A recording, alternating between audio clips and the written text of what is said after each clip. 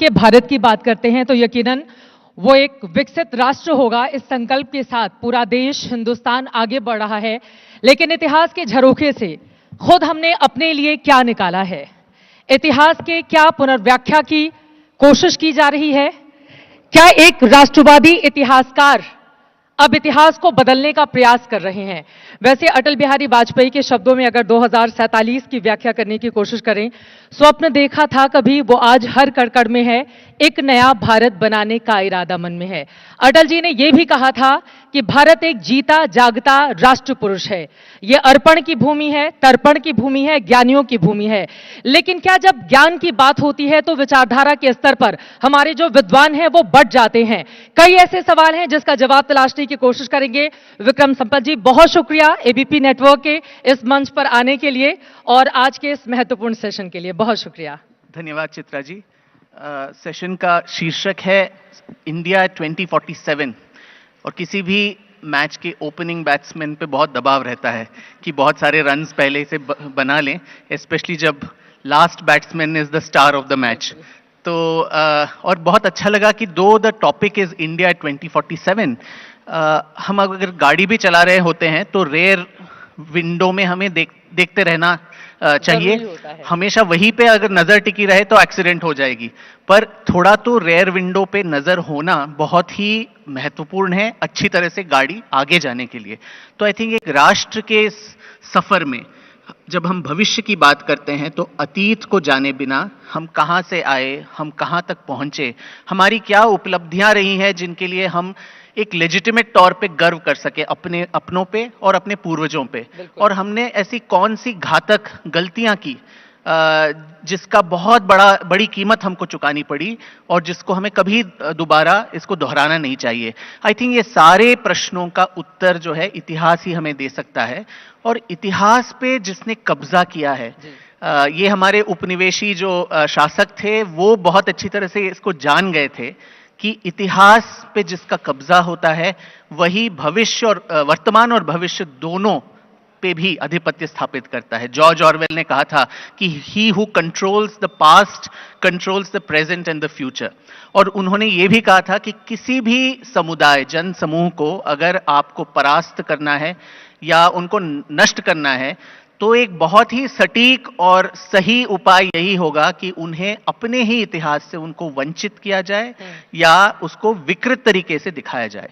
और ये हमारे कॉलोनियल मास्टर्स जो ब्रिटिश थे वो जान गए थे, और इसीलिए और दुर्भाग्यवश से स्वतंत्रता के बाद भी जो एक सुनहरा एक अवसर मिला था इन सारे विकृतियों को दूर करने का, वो हम कहीं गंवा चुके। और इसीलिए जो मूलभूत प्रश्न है अबाउट आइडेंटिटी, हम कहाँ से आए हैं, हमारे उपलब्धियां, इन सब चीजों के बारे में जो विकृतियां आ गई हैं, उससे एक तरह से मुझे लगता है कुंठित मानसिकता देश में, द नेशनल कैरेक्टर जो हम कह सकते हैं, उसमें जो कमी आई है वो इसी कारण आई है। और अगर हम आगे का सफर अच्छे से तय करना चाहेंगे तो इसको सुधारना बहुत ही महत्वपूर्ण है। अब सवाल यह है, क्या इतिहास को बदला जा सकता है? पुनर्लेखन क्या आप लोगों की ओर से किया जा रहा है, और क्या वास्तव में इस तरह की परिस्थितियां हैं जिसको किए जाने की जरूरत है? आपके ऊपर ढेरों आरोप हैं, उन तमाम आरोपों पर मैं आऊंगी, क्योंकि राष्ट्रवादी इतिहासकार, देखिए आजकल राष्ट्रवाद हर जगह चल रहा है, तो राष्ट्रवादी इतिहासकार के तौर पर आपकी पहचान आजकल बहुत हो रही है, आप देश में बहुत लोकप्रिय हैं।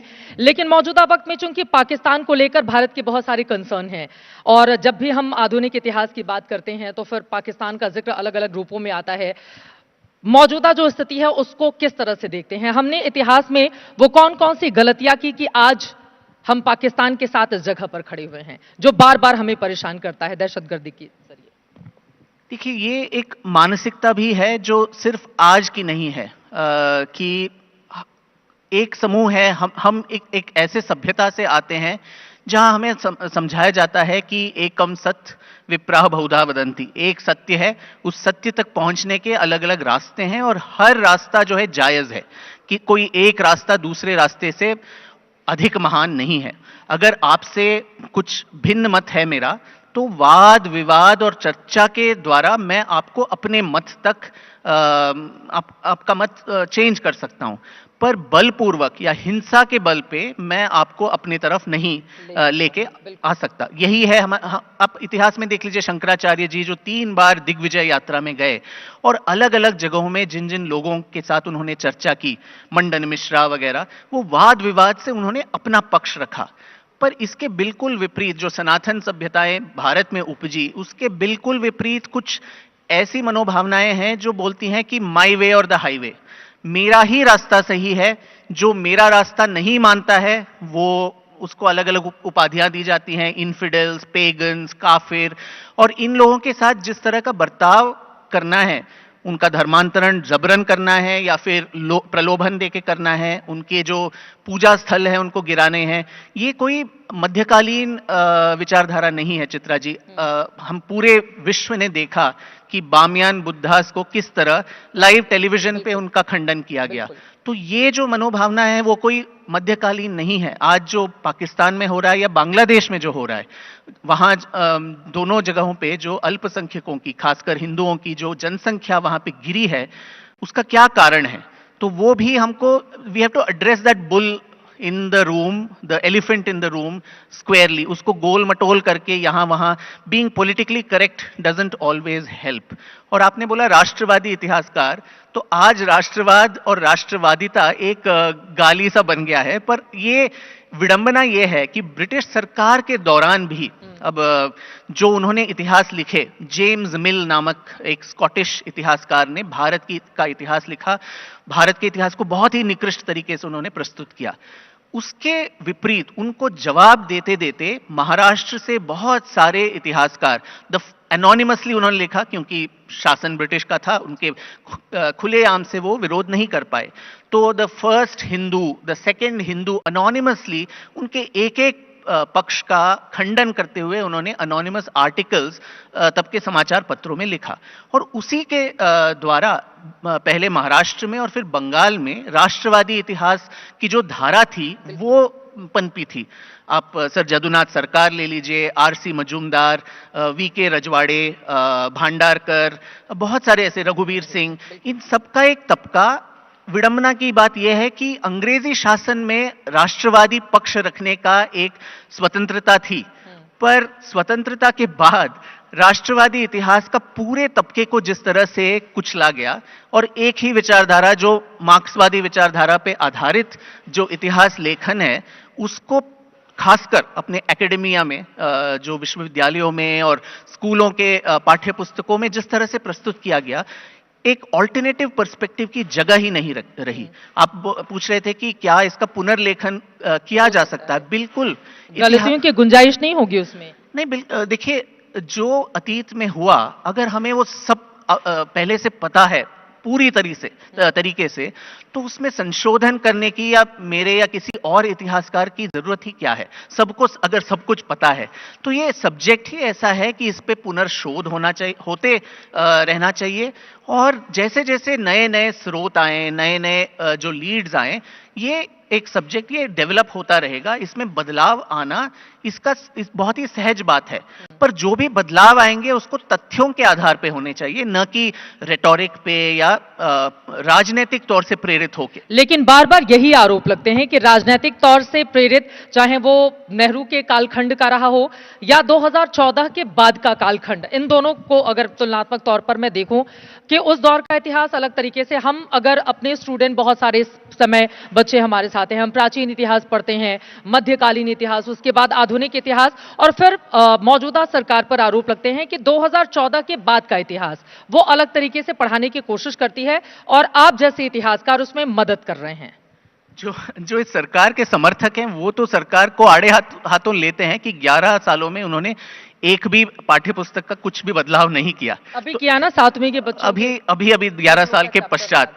तो एक्चुअली जो काम हो रहा है, देश का माहौल आज बदल गया है। वो 2014 के बाद ये राजनीतिक तौर से शुरू तो हुआ, पर सामाजिक और सांस्कृतिक क्षेत्र में जो बदलाव आया, मीडिया में जो बदलाव आया, ये पूरी तरह से जो पॉलिटिकल एस्टैब्लिशमेंट है उसके थ्रू हुआ है ऐसा मैं नहीं मानता। लोगों में एक जन जागरण आया है और उसी के बदौलत हम सब लोग अपना जो प्राइवेट क्षेत्र में, निजी क्षेत्र में जो संशोधन या लेखन कर रहे हैं, उससे सरकार का कोई सहयोग, ना तो सहयोग है, ना उनके साथ कोई कोलैबोरेशन है। मैं सरकार के किसी भी कमिटी में नहीं हूं, किसी भी एक पोजीशन में वहां नहीं हूं। तो जो भी काम कर रहे हैं हम प्राइवेटली, और जो खासकर युवाओं की जो आप बात किए, उनमें जो आतुरता है, क्यूरियोसिटी है इसको जानने के लिए, उसी की भरपाई हम कर रहे हैं। और आपने दो कालखंडों का जिक्र किया, नेहरूवादी जो इतिहास और अब का इतिहास। अब का इतिहास अभी भी नेहरूवादी इतिहास ही है जो ऑफिशियल इतिहास भारत का है। तो इसमें चित्रा जी मुझे लगता है दो तीन विकृतियां मैं गिनना चाहूंगा। एक जो हमारे मूल तक, हमारे जड़ तक जो जाता है, our identity as a nation, the idea of India, जो हम बार बार जिसका जिक्र करते हैं, और ये भी कॉलोनियल मास्टर्स से आया हुआ एक सौगात है हमारे लिए। ब्रिटिश सरकार के एक आईसीएस ऑफिसर के ट्रेनिंग में जॉन स्ट्रेची नामक एक व्यक्ति सबको एक उपदेश देता था, the first and the most important thing that you need to know about India is that there never is and there never was anything called India. तो भारत नाम का कोई राष्ट्र है ही नहीं। अंग्रेजों के आने के बाद इसको एकीकृत किया गया, हमने आपको एजुकेशन दिया, रेलवेज दिया, ये एक घुट्टी हमें पिला दी गई। और हैंड ऑन हार्ट बहुत सारे जो शिक्षित वर्ग हैं वो भी कहीं ना कहीं इस मानसिकता से आज भी ग्रस्त हैं कि हम तो एक दूसरे के साथ लड़ाई कर रहे थे, एक रजवाड़ा दूसरे रजवाड़े के साथ। ब्रिटिश के आने के बाद एक एकीकरण हमारा हुआ। हम लड़ाई तो कर रहे थे, देखिए बॉर्डर्स बदलते रह सकते हैं। आंध्र प्रदेश जो था 15 साल पहले आज 2 हिस्सों में बंट गया है। तो बॉर्डर्स बदल सकते हैं, कानून बदल सकते हैं, पर क्या एक जो राष्ट्र है, आपने अटल जी का बोला कि एक राष्ट्र पुरुष हैं, तो ये जो राष्ट्र है, ये इसमें समानता, इस राष्ट्र के प्रति गौरव, प्रेम, आदर हजारों वर्षों से हमारे पूर्वज जो करते आ रहे हैं। विष्णु पुराण का जो श्लोक है कि उत्तरम यत् समुद्रस्य हिमाद्रश्चैव दक्षिणम वर्षतत् भारतम नाम भारती यत्र संतति, उस वर्ष को या देश को जो हिमालय से नीचे और सागर से ऊपर है उसको हम भारत कहते हैं, और उसके संतति भारतीय कहलाते हैं। इससे ज्यादा स्पष्ट एक उदाहरण कि हमें अपने बारे में जो कॉन्शियसनेस थी या नहीं, और क्या चाहिए। हम अपने पूजा के संकल्प भी जब करते हैं, जम्बू द्वीपे भारतवर्षे भरतखंडे, तो हम एक सीक्रेट ज्योग्राफी जो है उसको ऑलरेडी अपने आत्मसात कर रहे हैं। जीपीएस है वो हमारा, जीपीएस है हमारा कि हम कहां पे बैठे हैं। तो पहला विकृति ये है कि आप लोग एक राष्ट्र ही नहीं थे। तो ये हीन भावना जो आप में तब से भरी जाती है कि हमारे आने के बाद आपकी तो नियति ही है कि बाहर से आए हुए लोगों से आपका शासन हो। आपके सबसे पुराने जो आर्यंस थे वो भी बाहर से आए, संस्कृत बाहर से आया, ऋग्वेद बाहर से आया। आपकी हैसियत ही नहीं है कि आप अपने खुद पे शासन कर सके, कुछ भी कर सके।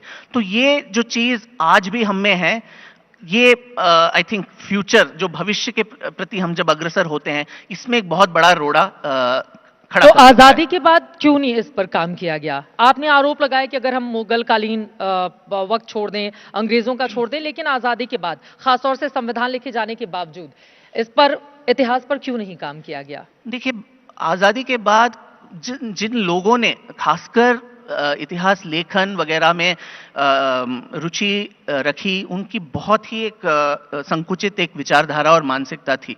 लेफ्ट की विचारधारा पे आप यहाँ पर सीधा हमला कर रहे हैं। मैंने ऑलरेडी उनका नाम भी ले लिया कि मार्क्सवादी इतिहासकार। तो इसमें एक ढर्रा है कि ऐसे ही हम अपने इतिहास को देखेंगे। History seen as class struggle, जो कंटिन्यूटी है एक सभ्यता की, 5000 सालों की सभ्यता की, और एक continuous progression despite all the invasions, उसको कहीं नजरअंदाज करके एक दूसरा जो बहुत ही प्रमुख जो चीज है कि we are a nation of losers.